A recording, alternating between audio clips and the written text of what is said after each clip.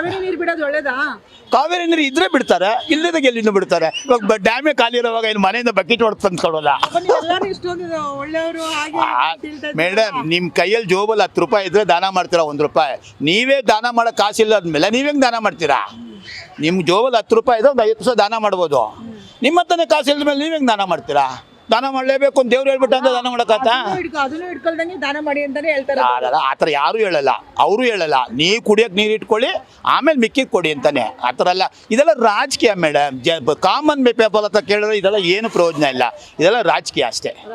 ವ್ಯಕ್ತ ಅದೆಲ್ಲ ರಾಜಕೀಯಗಳು. ಸುಮ್ಮನೆ ಅದನ್ನು ಕ್ರಿಯೇಟ್ ಮಾಡ್ಕೋತಾರೆ. ಮಳೆ ಬಂದಾಗ ಯಾರು ಮಾತಾಡಲ್ಲ. ಮಳೆ ಇಲ್ಲದಿದ್ದಾಗ ಅದೊಂದು ಕಾವೇರಿ ಇದು ಒಂದು ಇಶ್ಯೂ ಮಾಡ್ಕೋತಾರೆ. ಅದೊಂದು ದೊಡ್ಡದಾಗ ಒಂದು 6 ತಿಂಗಳು ಓಡುತ್ತೆ. ಆಮೇಲೆ ಮಳೆ ಬಂದ ತಕ್ಷಣ ಎಲ್ಲ ಸೈಲೆಂಟ್ ಆಗ್ತಾರೆ ಅಷ್ಟೇ, ಇನ್ನೇನು ಇಲ್ಲ.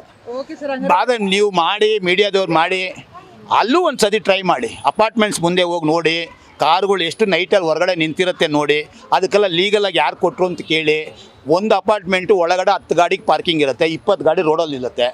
ಇದನ್ನೆಲ್ಲ ಯಾರು ಕೇಳ್ತೀರಾ? ನೀವು ಮೀಡಿಯಾದವ್ರು ಕೇಳಬೇಕು. ನೀವೇ ಕೇಳಲಿಲ್ಲ. ಬರೀ ಬೀದಿ ವ್ಯಾಪಾರಿಗಳು ಅಂತ ಬೀದಿ ವ್ಯಾಪಾರಿಗಳ ಹತ್ರ ಇಟ್ಕೊಂಡ್ಬರ್ತೀರಾ ಮೈಕು? ಎಲ್ಲಿದ್ದಾರೆ ಮನೆ ಒಳಗಡೆ ಮೇಡಮ್? 30 ಅಪಾರ್ಟ್ಮೆಂಟ್ ಇರೋದು, 15 ಗಾಡಿ ಪಾರ್ಕಿಂಗ್ ಇದೆ. ಒಂದೊಂದು ಮನೆಗೆ 3 ಗಾಡಿ ಇಟ್ಕೊಂಡಿರ್ತಾರೆ. ಎಲ್ಲಿದೆ ಮೇಡಮ್ ಇದೆಲ್ಲ ಕಾನೂನು? ಸುಮ್ಮನೆ ಬಡಪಾವಿಗಳ ಹತ್ರ ಕಾನೂನು. ಇವಾಗ ನಮ್ಮ ಮನೇಲಿ, ನಮ್ಮ ಬಾಡಿಗೆ ಮನೇಲಿ 12 ಮನೆ ಇದೆ. 2 ವೀಲರು ಇರೋದು 12 ಮನೆಗೆ 24 2 ವೀಲರು. ನಮ್ಮ ಮನೇಲಿ ಇರೋದು 6 ಗಾಡಿ ನಿಲ್ಸೋಕ್ಕೆ ಜಾಗ. ಬಿದ್ದವರೆಲ್ಲ ರೋಡಲ್ಲೇ ನಿಲ್ಲಿಸ್ತಾ ಇದ್ದೀವಿ. ಕಳ್ತನ ಆಗೋದು ರೋಡಲ್ಲೇ, ನಮ್ಮದೇ ಗಾಡಿಗಳು. ಅದು ನಿಲ್ಲಿಸ್ತಾ ಇದೆ, ಬೇರೆ ದಾರಿ ಇಲ್ವಲ್ಲ. ಸರ್ಕಾರಕ್ಕೆ ಏನು ಹೇಳೋದು? ಸರ್ಕಾರಕ್ಕೆ ಹೇಳೋಷ್ಟು ದೊಡ್ಡೊಂದು ಮನುಷ್ಯ ನಾನಲ್ಲ ಸರ್. ನಮ್ಮನ್ನು ಬದುಕಕ್ಕೆ ಬಿಡಿ ಅಷ್ಟೇ.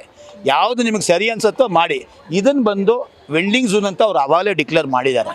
ಏನೋ ಕೋರ್ಟಲ್ಲೂ ಆರ್ಡರ್ ಆಗಿದೆ. ರಾಹುಲ್ ಗಾಂಧಿ, ನಿಮ್ಮ ಹೈಕಮಾಂಡಿಂದನೇ ರಾಹುಲ್ ಗಾಂಧಿಯವರೇ ಬಂದು ಬೀದಿ ವ್ಯಾಪಾರಿಗಳ ಜೊತೆ ಸಂಧಾನ ಮಾಡಿದ್ದಾರೆ. ಮತ್ತು ನರೇಂದ್ರ ಮೋದಿಯವರು ಲೋನ್ ಕೊಟ್ಟಿದ್ದಾರೆ. ಇದೆಲ್ಲ ಮಾಡಿಬಿಟ್ಟು ಓಡ್ರಿ ನೀವು ಇಲ್ಲಿಂದ ಅಂದರೆ ಎಲ್ಲಿಗೆ ಓಡೋದು? ಲೋನ್ ಕಟ್ಟೋದು ಯಾರು? ಗೌರ್ಮೆಂಟೇ ಕಟ್ಕೊಳತ್ತಾ? ಕಟ್ಟಲ್ಲ. ನಾನು ತಾನೇ ಕಟ್ಟಬೇಕು. ಸೊ ನಾನು ಲೋನ್ ತೊಗೊಂಡ್ಮೇಲೆ ನಾನು ತಾನೇ ಕಟ್ಟಬೇಕು. ಸೊ ನಾನು ಕಟ್ಟಕ್ಕೆ ದಾರಿ ಬಿಡಿ, ಕಟ್ತೀನಿ. ಇನ್ನೂ ಲೋನ್ ಕೊಡಿ, ತೊಗೋತೀನಿ, ವ್ಯಾಪಾರ ಮಾಡ್ತೀನಿ, ನಾನು ಬದುಕ್ತೀನಿ, ನಮ್ಮ ಮಕ್ಕಳನ್ನೂ ಓದಿಸ್ತೀವಿ. ನಿಮಗೇನು ಸರ್ಕಾರಕ್ಕೆ ನಾವು ತೊಂದರೆ ಕೊಡುವಂಥದ್ದು ಏನೂ ಇರೋದಿಲ್ಲ. ಮಿಡ್ಲ್ ಕ್ಲಾಸ್ ಇಂಡಿಯಾ ಮೇಡಮ್ ಇದು. ಬರೀ ಎಲ್ಲ ಅಂಬಾನಿ ರಾವ್ ಇವರೇ ಎಲ್ಲ ಇರೋದು.